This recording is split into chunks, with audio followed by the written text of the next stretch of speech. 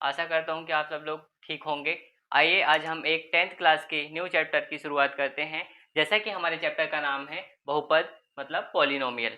तो आइए पॉलिनोमियल के बारे में जानते हैं कि ये होता क्या है। बहुपद क्या कहलाता है। सबसे पहले हम क्या करते हैं, जैसा कि आप देखते होंगे जब हिंदी में पढ़ते होंगे तो संधि विच्छेद तो जरूर पढ़ा होगा। तो हम वही संधि विच्छेद के बारे में थोड़ा सा इसमें लगा के देखते हैं कि आखिर ये होता क्या है, इसका थोड़ा सा मीनिंग समझने की कोशिश करते हैं। तो ये जो बहुपद लिखा है, अगर मैं बहुपद का संधि विच्छेद करना चाहूँ तो ये दो वर्डों में टूट जाएगा। कौन कौन से दो वर्ड? एक तो बहु में, दूसरा में पद। ठीक है, तो यदि हम इनका मीनिंग समझना चाहें कि बहु का मतलब क्या होता है और पद का मतलब क्या होता है, तो बहु का मतलब क्या होता है, बहु का मतलब क्या होता है, बहुत। मतलब हम बोल सकते हैं कि बहुत का मतलब क्या होगा, बहुत सारे जो भी होंगे यहाँ पर बहुत सारे होंगे। ठीक है, और पद का मतलब क्या होता है, छोटे छोटे खंड या टुकड़े। जैसे हमारे घर में छोटे छोटे ईंट लगे हुए, तो वो क्या है, घर के रूप में क्या है, वो ईंट ईंट का कार्य कर रही है, खंड का कार्य कर रही है। तो इसे हम बोल सकते हैं ये खंड है या फिर टुकड़े हैं। अब किस चीज़ के खंड हैं और किस चीज़ के टुकड़े हैं वो भी हम जान लेंगे, लेकिन बस हमें ये तो पता चल गया कि बहुपद क्या है, जिसमें बहुत सारे छोटे छोटे टुकड़े होंगे, उसे हम क्या बोलेंगे, बहुपद बोलेंगे। ये क्लियर हो गया। तो आइए हम देखते हैं कि आखिरकार ये बहुपद होता क्या है। ये तो हमने सिर्फ ओवरव्यू देखा है कि ये होता क्या है। ठीक है, अब देखिए बहुपद को समझने के लिए हमें ये चार टर्म को पढ़ना आवश्यक है।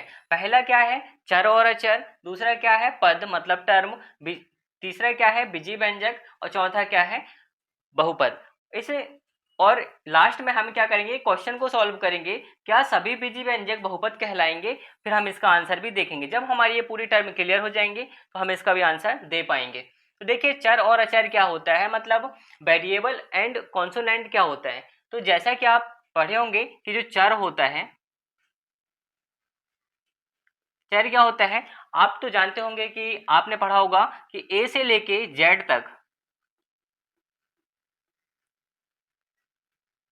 ए से जेड तक के जितने भी अंग्रेजी वर्णमाला में लिखे गए वर्ण हैं वो क्या कहलाएंगे, चर। लेकिन नहीं, हम इसे, हाँ ये समझने के लिए तो बोल सकते हैं कि ए से लेके जेड तक के जितने भी वर्णमाला में वर्ड लिखे हुए हैं वो चर हैं, लेकिन इनका जो मोस्टली डेफिनेशन है वो थोड़ा सा गलत है। ये इसके हिसाब से बोले तो गलत हो जाएगा। जैसे हम इसे बोलेंगे कि जो चर राशियां हैं ये एक ऐसी राशियां होती हैं जिनके मान क्या होते हैं, वेरिएबल्स होते हैं। वेरिएबल्स मतलब परिवर्तित होते हैं, ये लगातार क्या होते हैं, परिवर्तित होते हैं। मान क्या होते हैं यहाँ पर, मान परिवर्तित होते रहते हैं। ठीक है, मान लगातार यहाँ पर क्या होते हैं, परिवर्तित होते हैं। अब कैसे परिवर्तित होते हैं तो देखते हैं। जैसा कि आप जब कभी क्वेश्चन को सॉल्व करते होंगे तो कभी x बराबर 1 आया होगा, कभी x बराबर क्या 2 आया होगा, या फिर कभी x बराबर 0 भी आया होगा, या फिर कभी x बराबर -1, x बराबर -2, x बराबर -3, ऐसा कुछ आया होगा।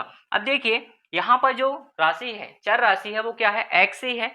लेकिन यहाँ पर x के मान देखिए कितने सारे आ सकते हैं, बहुत सारे आ सकते हैं। तो इसे हम बोलेंगे क्या है, ये चर राशि है, मतलब जिनके मान लगातार क्या हो रहे हैं, परिवर्तित हो रहे हैं। देखिए ना यहाँ पर x का मान a है, x का मान 2 है, x का मान 0 है, ये क्या है, लगातार परिवर्तित हो रहे हैं। यदि हम y की भी बात करें, जब हम कभी क्वेश्चन को सॉल्व किए होंगे तो y बराबर कभी 1 आया होगा, y बराबर कभी 2 आया होगा, y बराबर कभी 3 आया होगा, कभी 0 भी आया होगा। तो यहाँ पर देखिए ये मान क्या हो रहे हैं, लगातार परिवर्तित हो रहे हैं। तो हम बोल सकते हैं कि जो चर राशियां होती हैं वो ए से जेड तक तो होती हैं, लेकिन सटीक आंसर, इनका सटीक डेफिनेशन क्या बनेगा, जिनके मान लगातार क्या होते हैं, परिवर्तित होते हैं। ये देखिए परिवर्तित हो रहे हैं, ये क्या है, एग्जाम्पल है।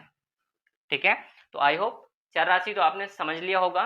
लेकिन अब चर के बाद कौन सी राशि आती है, अचर। अब ये अचर क्या होता है, ये अचर क्या होता है,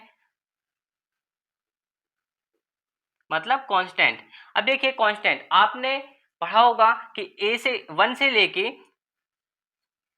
1 2 3 या फिर इंफिनिटी या फिर अनंत बोल सकते हो, जितने भी नंबर्स हैं, जितने भी संख्यात्मक मान हैं, ये क्या है, चर राशियां कहलाती हैं। लेकिन नहीं, यदि हम मैथ की भाषा में यदि समझें तो ये क्या होती हैं, एक ऐसी राशियां जिनके मान क्या होते हैं, सदैव निश्चित होते हैं। मतलब ये नॉट वेरिएबल होते हैं, परिवर्तित नहीं होते हैं। तो हम बोल सकते हैं अपरिवर्तित होते हैं। मान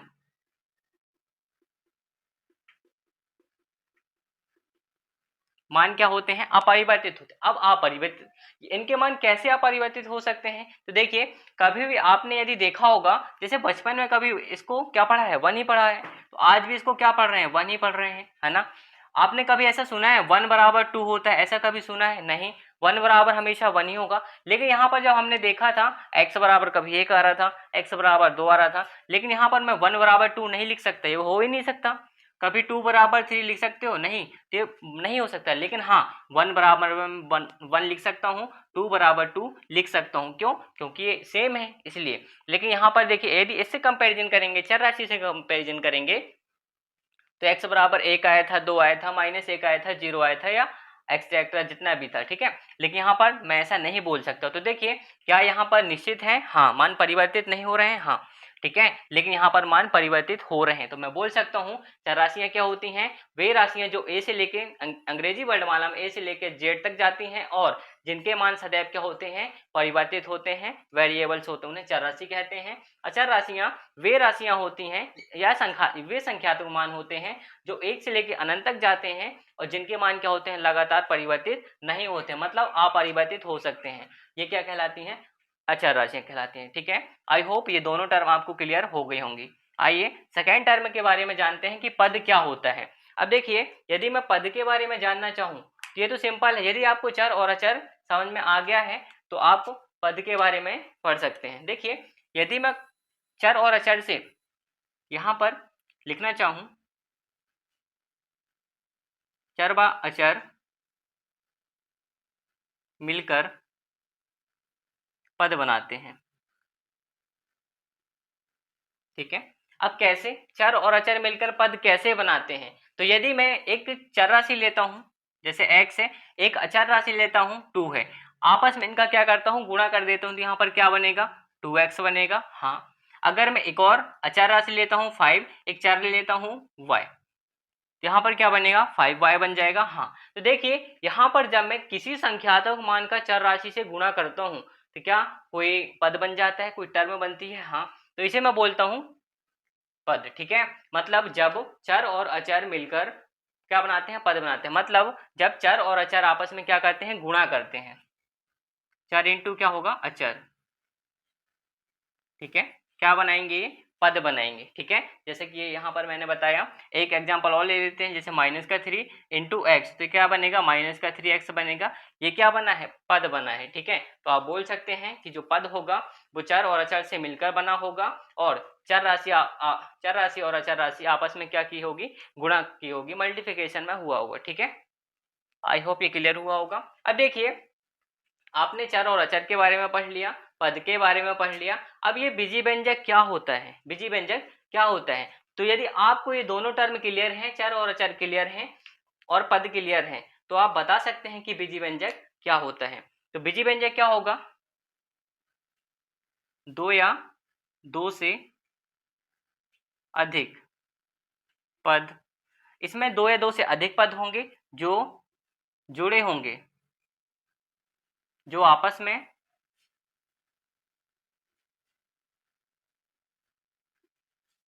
में जुड़े होंगे। अब किसके साथ जुड़े होंगे, या तो प्लस चिन्ह के साथ जुड़े होंगे, या माइनस चिन्ह के साथ जुड़े होंगे, या गुणा के साथ, या भाग के साथ जुड़े होंगे। तो किसका निर्माण होगा, बीजी व्यंजक का। अब कैसे कैसे जुड़े होंगे, तो देखिए यदि मैं एक पद लेता हूँ 2x एक पद है, हाँ, हमने यहाँ पर देखा 2x क्या है, एक पद है। अगर मैं 3 लेता हूँ तो 3 क्या है, एक पद है, हाँ, 3 एक पद है। अब 3 एक पद कैसे बन सकता है, यहाँ पर अगर मैं 3 का इंटू एक्स का पावर 0 से मल्टीप्लिकेशन करूँ, यहाँ पर 3 ही आने वाला है, तो ये भी क्या होगा, पद होगा। हाँ, तो देखिए यहाँ पर 2x एक पद है, 3 एक पद है, ठीक है, आपस में किसके साथ कनेक्ट है, प्लस चिन्ह के साथ, तो ये क्या बनेगा, एक बीजी व्यंजक बन जाएगा। यदि 5y ले लो माइनस का 4 ले लो, तो ये भी क्या है, एक बीजी व्यंजक बनेगा। हाँ, ठीक है, हमने प्लस चिन्ह का देख लिया, माइनस का देख लिया। यदि 2x इंटू में x कर दूं तो यहाँ पर ये क्या बनेगा, ये भी पद है, ये भी पद है, और आपस में किसके साथ कनेक्ट है, गुणा के साथ, तो ये क्या बनेगा 2x², तो ये क्या कहलाएगा, ये भी बीजी व्यंजक है। अब यदि 2x का पावर स्क्वायर बटे में x कर दूं तो यहाँ पर क्या आने वाला है, 2x आने वाला, और ये भी एक क्या है, पद है, ठीक है। तो आई होप ये क्लियर हो गया होगा कि जब दो या दो से अधिक पद आपस में प्लस के साथ जुड़े हों माइनस के साथ जुड़े हों, गुणा के साथ जुड़े हों या भाग के साथ जुड़े हों, तो किसका निर्माण होगा? बीजी व्यंजक का। दो या तो बीजी व्यंजक का डेफिनेशन क्या बन जाएगा? ये लिखा हुआ है, ठीक है। अब यहाँ पर हमारा लास्ट पद है जो बहुपद है। अब देखिए, इसको समझने से पहले हम इस क्वेश्चन का आंसर सॉल्व कर लेते हैं, ठीक है। क्या सभी बीजी व्यंजक बहुपद कहलाएंगे? क्या सभी बीजी व्यंजक बहुपद कहलाएंगे? तो नहीं, इसका आंसर होगा नहीं। अब नहीं क्यों? इसके लिए कुछ रूल होते हैं, नियम होते हैं। वो नियम क्या होते हैं?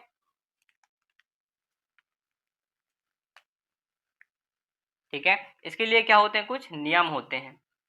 अब नियम क्या होते हैं?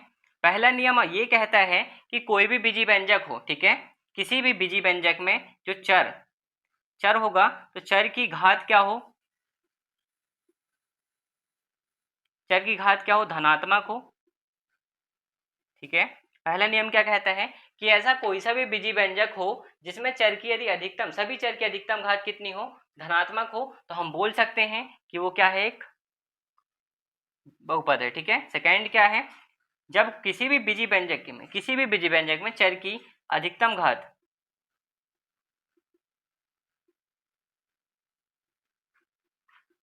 क्या हो? पूर्णांक हो। चर की अधिकतम घात कितनी हो? पूर्णांक हो, तो मैं बोल सकता हूं कि वो भी क्या है? एक बहुपद है। तीसरा नियम क्या कहता है? चर एक पूर्णांक हो, ठीक है। अभी देखिए, यहाँ पर चर की घात पूर्णांक थी, लेकिन यहाँ पर चर स्वयं पूर्णांक होना चाहिए। चर एक पूर्णांक राशि हो, ठीक है। और चौथा पॉइंट क्या है?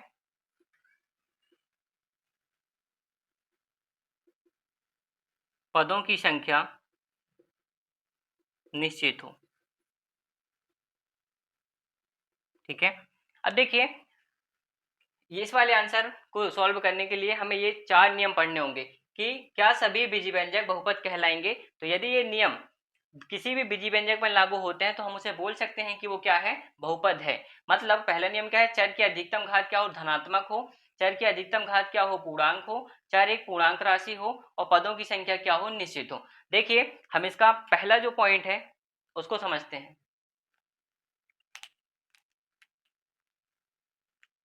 जैसे दिख रहा है, जैसे चर की अधिकतम घात क्या हो? धनात्मक हो। यदि मैं लिखता हूं 2x² प्लस 3x, ठीक है, प्लस का 2। अब देखिए, यदि मैं पहले नियम यहाँ पर लगाना चाहूँ तो यहाँ पर क्या बनेगा?